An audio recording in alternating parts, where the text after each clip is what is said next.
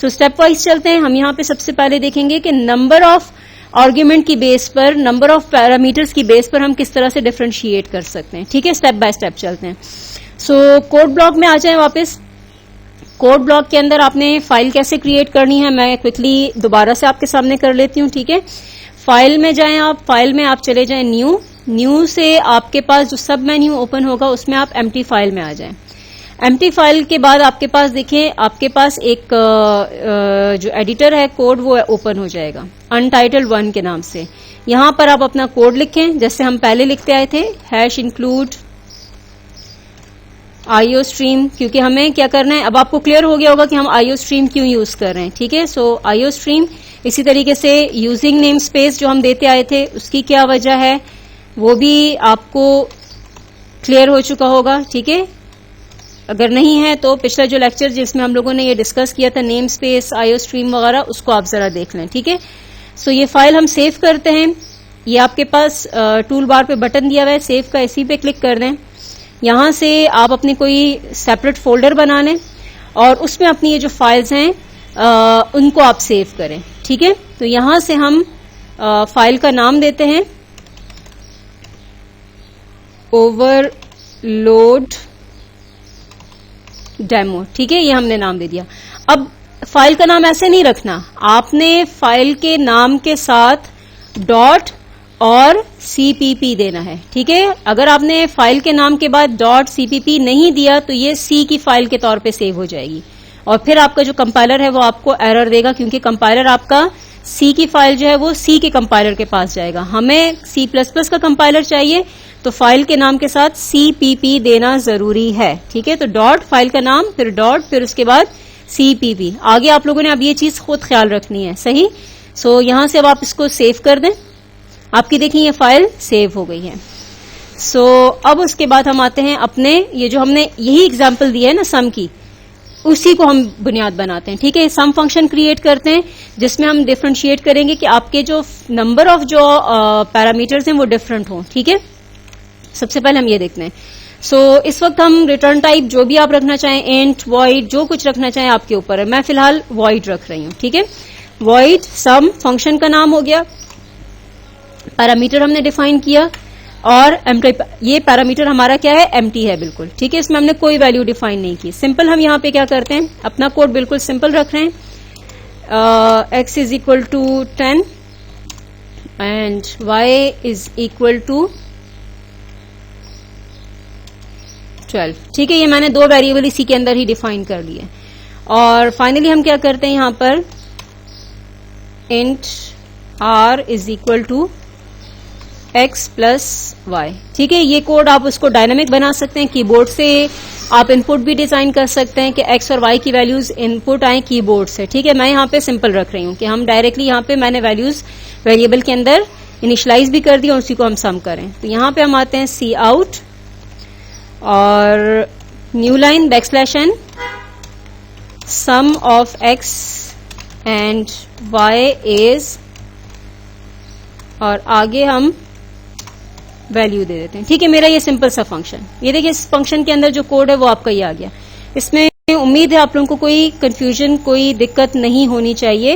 ये बिल्कुल आपके पास वही है जो हम पीछे कोर्सेज में कर चुके हैं। असल चीज क्या है कि हम फंक्शन हमने एक डिफाइन किया है, अब यही नाम मैंने अब दोबारा एक और फंक्शन के लिए इस्तेमाल करना है। देखें किस तरह से, हमने यहाँ पे कहा वॉइड सम, स्पेलिंग में कोई फर्क नहीं है। ठीक है, यहाँ पे देखें SUM, जैसे मैंने सेलेक्ट किया मेरा जो कोड एडिटर है वो मुझे बता रहा है कि भाई नाम तो देखें ऑलरेडी ये यहाँ पे यूज हुआ है। सही हो गया। अब हमने क्या करना है, हमने नंबर ऑफ पैरामीटर की बेस पर इसको डिफरेंशिएट करना है। मसलन मैं यहाँ पे कहती हूँ कि यहाँ पे वैल्यू आएगी इंटीजर टाइप की, कोई भी आप पैरामीटर को नाम दे सकते हैं। हम यहाँ पे दे देते हैं a। सही, यानी अब ये फंक्शन क्या करेगा, एक पैरामीटर के साथ डिफाइन हो रहा है। सो यहां हम कहते हैं int x is equal to 100, ये हमने दे दिया।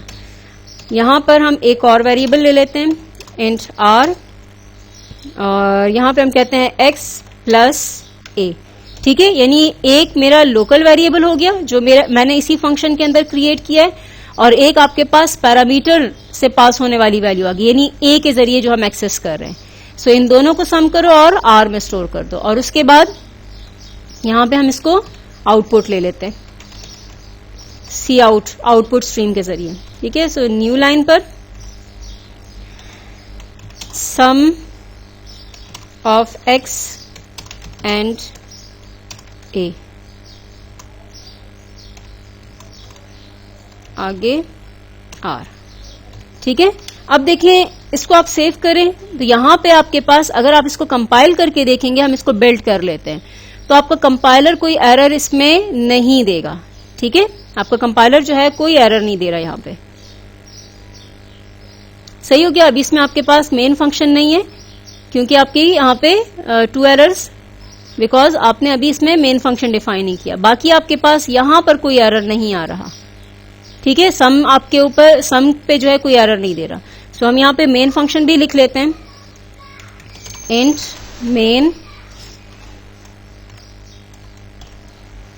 अच्छा, फंक्शन जब आप कॉल करेंगे जरूरी नहीं है कि जिस तरतीब से आपने फंक्शन लिखे हैं उसी तरतीब से कॉल करें।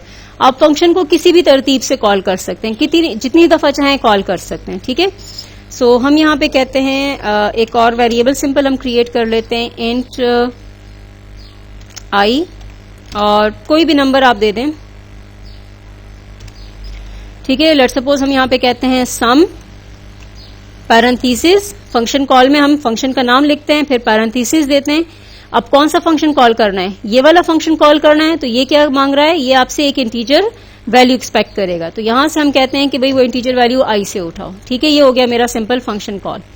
दूसरा फंक्शन भी हम कॉल कर लेते हैं, सम, और अब मैंने यहां पे पैरामीटर्स में कोई वैल्यू पास नहीं की। तो अब देखिए जब फंक्शन कॉल हो रहा है तो यहां पर एक आर्ग्यूमेंट पास हो रहा है इंटीजर टाइप का, तो ये डायरेक्ट कॉल यहां पे जाएगा। ठीक है, ये आपके पास ये जो फंक्शन कॉल है 0 पैरामीटर के साथ कॉल हो रहा है, तो ये जो फंक्शन कॉल है ये मैप हो जाएगा आपके इस पहले फंक्शन के साथ। ठीक हो गया, तो ये होगी हमारे पास नंबर ऑफ पैरामीटर डिफरेंट हो गए। इसको रन करके देखते हैं, सेव, बिल्ड एंड रन। ये आ गया सम ऑफ एक्स एंड ए। देखिए हमने फंक्शन पहले कौन सा कॉल किया है, पैरामीटर वाला, 200, sum of x and y is 22। ठीक हो गया, यानी आपके कंपाइलर ने आपको कोई एरर नहीं दिया। अब वो किस चीज से मार्क कर रहा है, वो आपके इन नंबर ऑफ जो लिस्ट ऑफ पैरामीटर्स हैं उससे डिफाइन कर रहा है। ठीक है, इसी तरीके से हम एक फंक्शन और डिफाइन कर लेते हैं, वॉइड सम।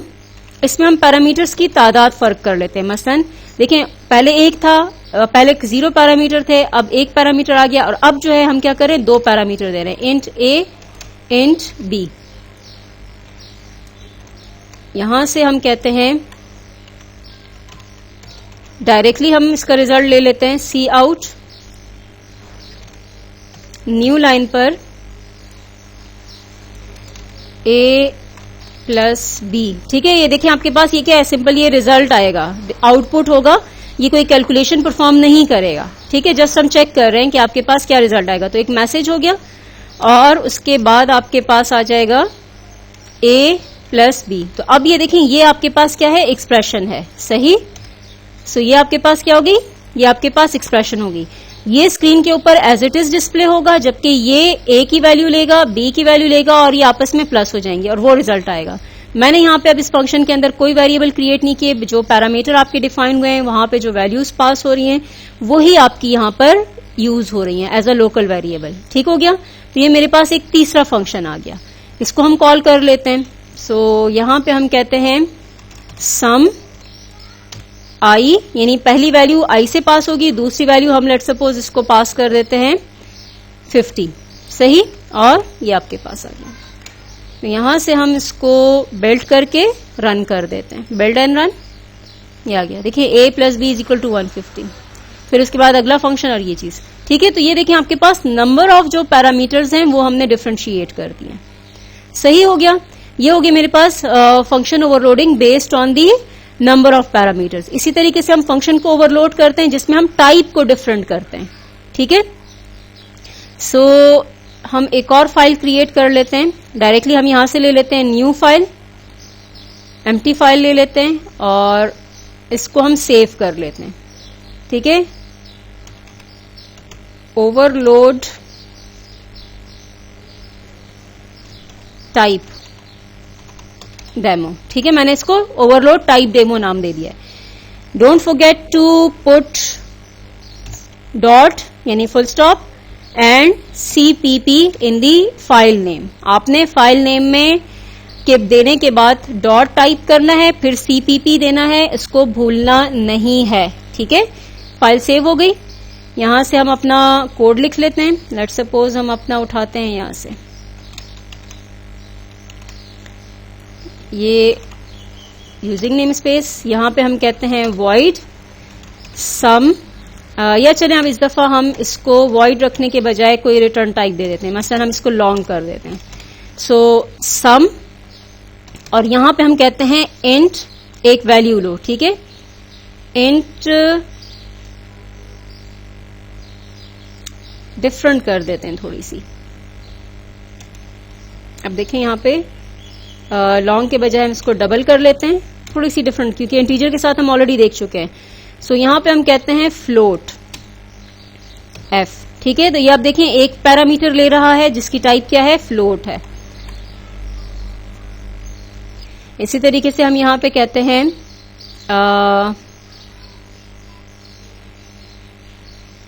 सी आउट, कोई भी आपका फंक्शन कोड हो सकता है। ठीक है, सो सिंपल हम कहते हैं सम इज, अब कोई भी हम रैंडमली वैल्यू f के साथ प्लस कर देते हैं। ठीक है, f प्लस चले थोड़ा सा सिंपल रख लेते हैं, फ्लोट जस्ट हम कह देते हैं w इज इक्वल टू 12.78। सही, और यहां पर हम कहते हैं f plus w।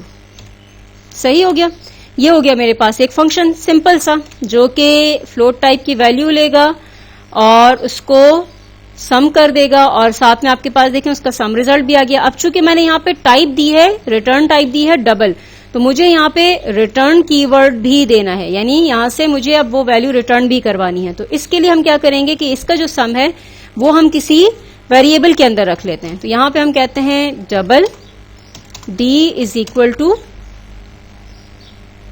f plus w।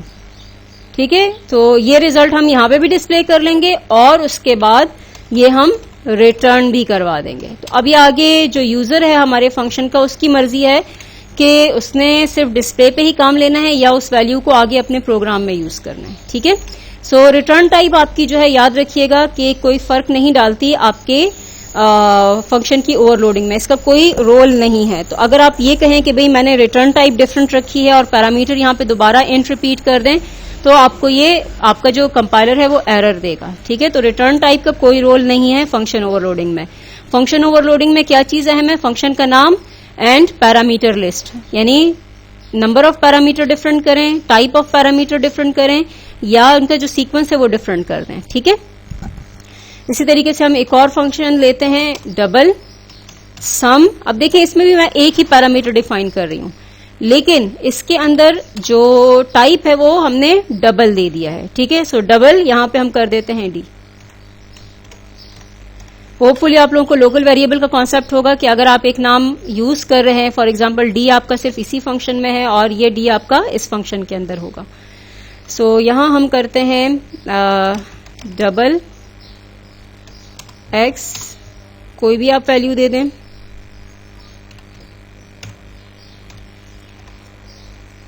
इसी तरीके से सेम टाइप है तो हम यहीं पे कॉमा के बाद ले लेते हैं y, यहां पे हम कहते हैं y is equal to D plus X. ठीक है, अब आपकी मर्जी, इसको आप सी आउट करवाते हैं यहां पे और या खाली आप इसको रिटर्न करते हैं, इट्स अप टू यू। हम यहां पे डिस्प्ले करवा लेते हैं ताकि हमें पता चले कि हमारे पास क्या रिजल्ट आ रहा है। Sum of d and x is, ये हो जाएगा y, और उसके बाद रिटर्न करवा दें, रिटर्न y। ठीक है, सो फंक्शन हम ले लेते हैं इसको यूज करने के लिए मेन फंक्शन। मेन फंक्शन के अंदर हम इन वैल्यूज को कॉल कर लेते हैं, फॉर एग्जांपल फ्लोट a कोई भी हम वैल्यू इसमें दे देते हैं 9.7। इसी तरीके से एक डबल वैल्यू ले लेते हैं b, कोई भी हम वैल्यू दे देते हैं फॉर एग्जांपल 45.0987। ठीक है, सो हम यहां पे लिखते हैं सम और इसको हम पास कर देते हैं a। तो अब देखें a की टाइप क्या है, फ्लोट है ना। तो अब देखिए आपके पास ये सम जो है, यहां पे दो फंक्शन है, एक आपके पास है sum with float type parameter, दूसरा आपके पास फंक्शन है sum with double type parameter. तो दोनों में देखें पैरामीटर्स की तादाद सेम है, लेकिन जो टाइप है वो डिफरेंट हो गई है। ठीक है, सो इसको चेक करते हैं कि कौन सा फंक्शन कॉल होगा। एक हमने दिया है सम इज के साथ मैसेज और एक sum a is d and x. Run करके देखें क्या कह रहा है। एरर लिस्ट में जाके देखते हैं 2 सी आउट। हाँ जी, देखें हमसे यहाँ पे सेमीकोलन भूल गया है, तो ये आ गया हमारे पास सेमीकोलन। फिर से बिल्ड करते हैं, बिल्ड सक्सीडेड। ये देखें सम इज 22.48। देखिए कौन सा फंक्शन कॉल हुआ है, हमने ये वाला कहा था ना, वही आपका कॉल हुआ है। जबकि दूसरे फंक्शन में हमने मैसेज थोड़ा डिफरेंशिएट किया था, सम इज डी एंड एक्स। तो देखिए ये फंक्शन कॉल नहीं हुआ। कौन सा फंक्शन कॉल हुआ, जो फ्लोट वाला है वो कॉल हुआ है। तो इस तरह से देखिए आपकी टाइप की बेस पर भी आपके जो फंक्शन की कॉल है वो डिसाइड होंगे। तो ये देखिए आपकी फंक्शन की ओवरलोडिंग हो गई बेस्ड ऑन दी टाइप। आप इसी तरह इस फंक्शन को कॉल कर दें और डबल वैल्यू पास कर दें। फॉर एग्जाम्पल अब हम कहते हैं इसी फंक्शन में हम यहां पर b कर देते हैं। तो अब देखें यहां पे कौन सा फंक्शन कॉल होगा। अब जब ये कंपाइल होगा तो इसकी जो बाइंडिंग है वो किसके साथ हो जाएगी, इस फंक्शन के साथ। यानी इस फंक्शन कॉल ने इसको कॉल करना है। ठीक है, ये जो फंक्शन कॉल है वो इसके लिए है। किस बेस पर, based on the type of argument. Number of argument तो दोनों में सेम है, लेकिन अब टाइप क्या है, b की टाइप है डबल। तो आर्ग्यूमेंट जो पास हो रहा है वो है डबल टाइप का। तो ये फंक्शन कौन सा कॉल होगा, ये वाला फंक्शन कॉल होगा। तो होपफुली आपके पास अब जो वैल्यू आएगी वो sum is D, sum of D and X is क्या आएगा, आपके पास x में है 1.8 और b में है 45.0987। कैलकुलेटर निकाल के इसको जरा खुद चेक कर लें प्रोग्राम रन करने से पहले। पॉज करें वीडियो को, ठीक है, लेक्चर को पॉज करें, उसके बाद फिर आप इसको प्लस करें कि 1.8 और 45.0987 क्या इसका सम आता है, और उसके बाद आप इसको फिर रन करके देखें। ठीक है, तो देखिए आपके पास sum of d and x is 46.8987। सही, तो हो सकता है आपके पास यही रिजल्ट आया होगा। ये होगी हमारे पास function overloading based on the type of parameters. तो पहले में हमने देखा कि आपके पास नंबर ऑफ पैरामीटर्स को हमने डिफरेंशिएट किया। ठीक है, अच्छा ये मैटर नहीं करता, इससे कोई फर्क नहीं पड़ता कि रिटर्न टाइप क्या है, वो आपका फंक्शन ओवरलोडिंग में कोई रोल प्ले नहीं करता। अहम है पैरामीटर लिस्ट। तो पहले हमने पैरामीटर लिस्ट को डिफरेंशिएट किया नंबर ऑफ पैरामीटर्स से। ठीक है, और दूसरी एग्जांपल में हमने डिफरेंशिएट किया टाइप ऑफ पैरामीटर से। नंबर सेम है लेकिन टाइप पैरामीटर की डिफरेंट है। अब यहां पे हम आते हैं, इसमें हम सीक्वेंस चेंज करते हैं। ठीक है, अच्छा यहां देखिए हम एक और फंक्शन लिखते हैं डबल सम। एक पैरामीटर हम देते हैं इंटीजर, दूसरा पैरामीटर हम इसको दे देते हैं डबल। ठीक हो गया। अब देखिए ये दो पैरामीटर के साथ है, तो यहां पर हम ले लेते हैं डबल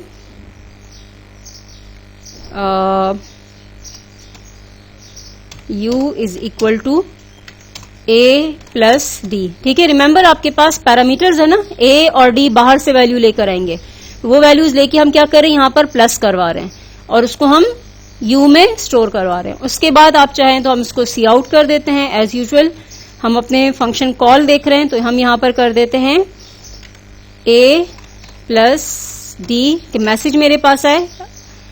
ठीक है, ये आ गया मेरे पास a प्लस डी, ये मैसेज डिस्प्ले होगा और उसके बाद उसका जो रिजल्ट है जो u में स्टोर हुआ है वो आपके पास आ जाएगा। उसके बाद हम यहां से इसको रिटर्न कर देते हैं, क्योंकि हमने रिटर्न टाइप दी हुई है डबल, तो जो फंक्शन जिनके साथ रिटर्न टाइप हो उनको आपने रिटर्न स्टेटमेंट के साथ एंड करना होता है, ठीक है। सो ये हो गया मेरे पास एक और फंक्शन जिसमें हमने 2 पैरामीटर्स डिफाइन किए हैं। अब इसी तरीके से अब देखिए ये इनसे डिफरेंट है, इनमें अगर आप देखें तो इसमें एक पैरामीटर फ्लोट टाइप का, इसमें भी एक पैरामीटर लेकिन डबल टाइप का, इसमें 2 पैरामीटर, यहां पे देखें आपके पास नंबर में डिफरेंस आ गया, ठीक है। सो एक पैरामीटर इसमें डबल है, एक इंटीजर है। सीक्वेंस देखें, अब हम यहाँ पे देखते हैं कि हमारे पास एक और पैरामीटर हम डिफाइन करते हैं, जो आपके एक और फंक्शन डिफाइन करते हैं जिसमें हमने ये सीक्वेंस चेंज कर देना है, ठीक है। सो यहां हम कहते हैं डबल सम, पहला हम दे देते हैं डबल। अब मैं जानबूझ के यहाँ पे पैरामीटर का नाम डी रख रही हूं, इससे फर्क नहीं पड़ता कि आप अलग रखें या कुछ और रखें, असल चीज क्या है, टाइप है, ठीक है। डबल टाइप मैंने पहले दे दिया, सीक्वेंसिंग आ गई। दूसरा मैंने दे दिया इंट ए, ठीक है। और यहां हम क्या करते हैं, उसी तरह से हम कोई वेरिएबल ले लेते हैं डबल एक्स, और वो वैल्यू हम डी प्लस ए कर दें या ए प्लस डी कर दें, फर्क नहीं पड़ता। सी आउट थोड़ा सा हम डिफ्रेंशिएट करते हैं कि मुझे पता चले कि ये मेरा फंक्शन कौन सा कॉल हुआ है। सो मैं यहां पे कहती हूं सीक्वेंस चेंज,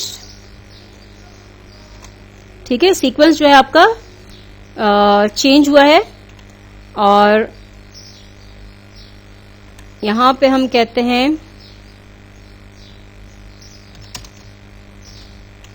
सम इज, ठीक है। जस्ट ये मैसेज कुछ नहीं है, जस्ट ये चेक करने के लिए कि मेरे पास मुझे ये पता चले कि कौन सा फंक्शन कॉल हो रहा है, ठीक है। सो सम इज हम एक्स से ले लेते हैं, और फाइनली हम यहां पर कहते हैं रिटर्न एक्स, ठीक है। सो देखिए आपके पास ये जो आपका सीक्वेंस के लिए हम चेक करें उसमें आपके पास मैसेज आएगा ए प्लस डी, और जो दूसरा हमारे पास है जिसमें हमने डी पहले किया है और डबल पहले दिया है और इंटीजर बाद में दिया है, उसमें आपके पास मैसेज आएगा सीक्वेंस चेंज्ड, ठीक है। सो ये चीज ध्यान में रखें, और फंक्शन हम यहां पे कॉल करते हैं। सो लेट्स सपोज हम यहां पे कहते हैं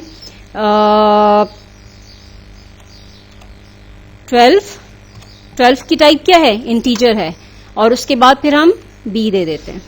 बी की टाइप क्या है, डबल है, ठीक है। तो कौन सा फंक्शन कॉल होगा यहाँ पे, वो फंक्शन यानी जिसमें 2 पैरामीटर पास हो रहे हैं, ये 2 फंक्शंस हैं आपके पास, ठीक है। 2 ओवरलोडेड फंक्शन है। सम आपके पास यहाँ पे जो 2 पैरामीटर के साथ हैं वो 2 हैं आपके पास, एक ये वाला और एक ये। अब कौन सा फंक्शन कॉल होगा, based on the type of the parameter, ठीक है। तो पहले आपके पास आ गया इंटीजर पैरामीटर, दूसरा आपके पास आ गया डबल टाइप का पैरामीटर, तो होपफुली आपके पास ये फंक्शन कॉल होगा, ठीक है। तो मैसेज आपके पास ए प्लस डी और आपका 12 प्लस 45.0987, इसका सम रिजल्ट आपके पास आना चाहिए, ठीक है। सो हम यहां से इसको बिल्ड एंड रन करते हैं, ये देखें a plus D is equal to 57.0987, ये आपके पास आ गया, सही है। यही सीक्वेंस हम दोबारा चेंज करते हैं, यानी अब मैं पहले b दे देती हूं और नेक्स्ट हम वैल्यू लेट सपोज इसको दे देते हैं 100। अब देखें ये क्या है आपके पास, ये फंक्शन आपके पास सेकेंड जो आर्ग्यूमेंट ले रहा है वो इंटीजर ले रहा है, फर्स्ट आर्ग्यूमेंट इसको हम डबल टाइप का दे रहे हैं। तो अब इसमें कौन सा फंक्शन कॉल होगा, अगेन आपका ये जो 2 पैरामीटर्स हैं ये मार्क हो जाएंगे। पहली वैल्यू कौन सी है, डबल, ये वाला फंक्शन है जो पहली डबल वैल्यू ले रहा है, और दूसरा आर्ग्यूमेंट कौन सा है, इंटीजर, तो ये फंक्शन है जो कि दूसरा पैरामीटर इंटीजर के साथ डिफाइन है। तो अब आपके पास ये फंक्शन जो है इसके साथ मैप हो जाएगा। तो दोबारा रन करके देखते हैं, बिल्ड एंड रन, तो ये देखें आपके पास सीक्वेंस चेंज, ये देखें ये चीज आ गई आपके पास। फंक्शन कौन सा कॉल हुआ आपका, फंक्शन आपका ये वाला कॉल हुआ है, सीक्वेंस चेंज्ड, सम इज 145.099, ठीक है। आप बेशक वो पुरानी वैल्यूज के साथ पास कर दें, लेकिन आपको ये मैसेज, ये चीज, अहम चीज ये दिखानी थी कि यहां पे अब आपके पास फंक्शंस जो हैं वो चेंज हो रहे हैं। तो इस तरह देखें हमारे पास फंक्शंस जो हैं उनको हमने ओवरलोड किया है based on differentiating the parameter list. Parameter list को हम नंबर ऑफ पैरामीटर की बेस पर डिफरेंशिएट कर सकते हैं। देखें पैरामीटर की टाइप इंट सेम है, लेकिन नंबर ऑफ पैरामीटर डिफरेंट हो गए। यहाँ पे 1 इंटीजर, यहाँ पे 2 इंटीजर, यहाँ पे फिर आगे 3, 4 इस तरह हो सकते हैं। इसी तरीके से यहां पर आ जाएं तो नंबर ऑफ पैरामीटर सेम है लेकिन टाइप डिफरेंट हो गया। ठीक है, तो based on the type of the parameter आपका ये ओवरलोडिंग हुई है। और इसमें अगर आप आ जाएं तो 2 आपके पास है। ठीक है, नंबर ऑफ पैरामीटर क्या हो गया आपके पास, 2 हो चुके हैं। आप इवन अगर इन प्रोग्राम्स को कंबाइन कर लें तो आपके पास जो पहला प्रोग्राम था उसमें ये 2 इंटीजर आपने पैरामीटर डिफाइन किए, तो ये भी देखें डिफरेंशिएट कर रहा है कि 2 नंबर ऑफ पैरामीटर है लेकिन दोनों की टाइप क्या है, इंटीजर है।